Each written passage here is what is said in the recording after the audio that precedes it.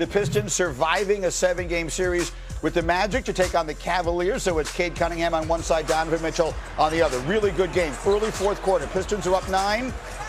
And here comes Duncan Robinson. Look at him in James Harden's face. Oh, it's getting a little spicy, Greeny. Duncan Robinson would score 19. But now, 6 minutes to go. Cavs are coming back. They're down just 5. James Harden, little floater. He had a personal 9-0 run. That ties the game. 5.5 minutes left. Cavs down 3. Harden, no. But wait a minute, Monica. We got a foul. He's going to make 3 foul shots. Landing area. Got to be smarter than that, Thompson. We got 3 foul shots, so we got ourselves a tie ball game. Next Cavs possession. Same score, so the Cavs with a chance to take the lead. So, Greeny, this sequence is where I think is the quintessential difference of this series. This is the defensive effort of the Detroit Pistons that can't be denied all year. And then you go down on the other end, Cade Cunningham puts you in a mixer.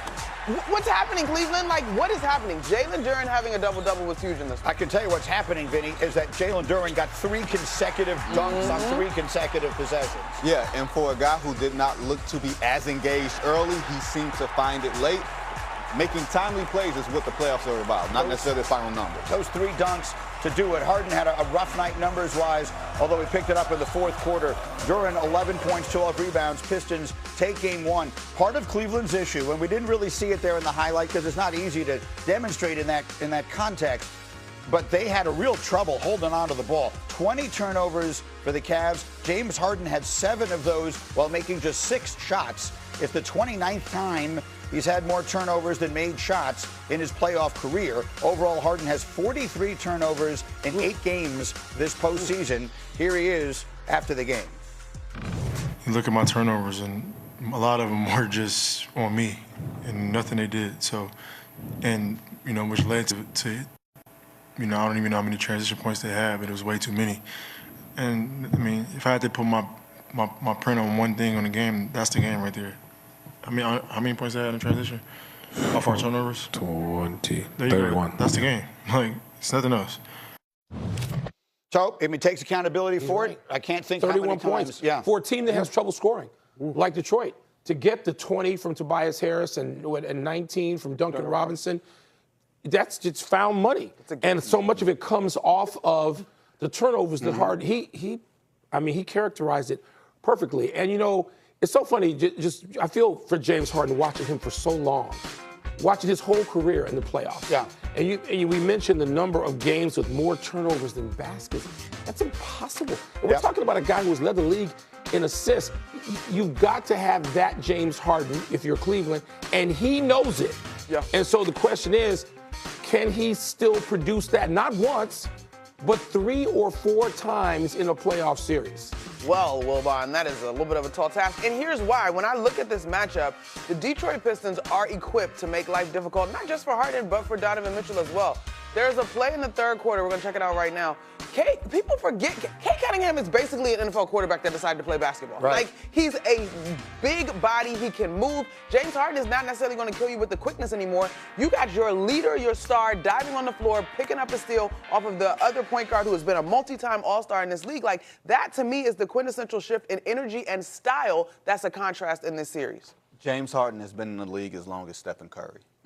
We talk about Stephen Curry being one of the gray beards. The beard is a gray beard, and expecting him to play at a level that is higher than his usual playoff level, I don't think it's something that you should necessarily expect. Like Monica said, what she said about the Thunder, Detroit is more athletic, younger, more aggressive. Sometimes you can be too young. Sometimes your best player can be too old. Is Harden your best, though? Yeah. Are we putting Harden the best? Because Donovan Mitchell, obviously, is someone he was supposed to make the difference. When they made that trade, they felt better about themselves. We saw an immediate bump, right? And I hear where you're going, and I'm with you about Donovan Mitchell. But that's a tag team effort. Yeah. And it's got to be both of them, particularly against all those things that we talked about with Detroit. Go ahead. And here's the other thing. Detroit's superpower, if they have one, their A-game is making sure that you don't get to yours. Yep. Their superpower is you can't get to play your best game against us. And if that means you're going to turn the ball over, you're going to foul us too much, that's what they do best, and that can win you playoff series where there is a talent disparity. Harden is 36. Houston, Brooklyn, Philadelphia, Cleveland. Now we're seeing it here. Winman, how much of this should be about James Harden this morning? It's not just a James Harden discussion. It's Donovan Mitchell. And it's not just the Pistons. It was the Raptors. If you look at the last 6 games, they got off to a great start going up 2-0 on the Raptors. The last 6 games, Donovan and Harden have not gotten it done. Bottom line. The shooting percentages are not there. The turnovers are a massive problem. It's 51 turnovers for those two in the last 6 games. They are 4-6 in those, or 2-4 in those games. They've lost 4 of the 6. They have gone all 0-4 on the road. They actually did a really good job on Cade Cunningham last night. Cade was 6 of 19. They did a great. ESPN.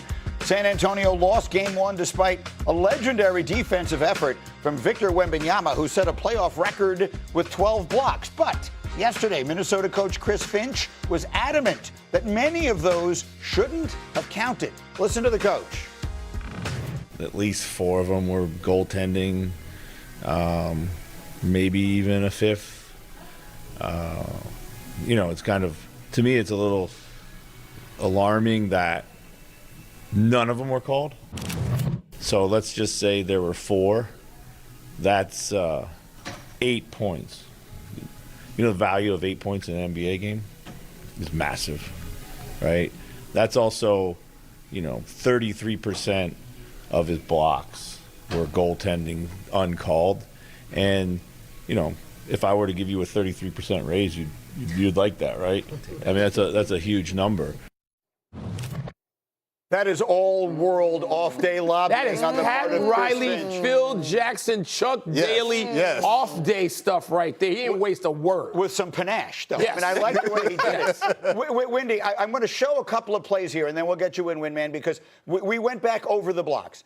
There's one of them in which he seems to be completely right. And, Cindy, there's one play that is unquestionably goaltending. This ball is definitely going to touch the glass before he blocks it.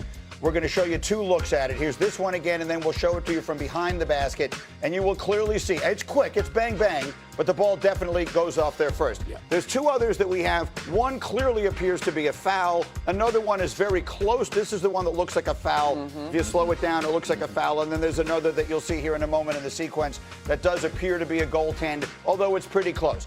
This is the one right here. That is pretty close. That means he still blocked 8 clean. Right, but That's not the point, though, Wilbon. No, that's not Finch's point. Yeah, By the way, point. I love what he did. Well done. In the meantime, No. And you know this because you're the player sitting among us.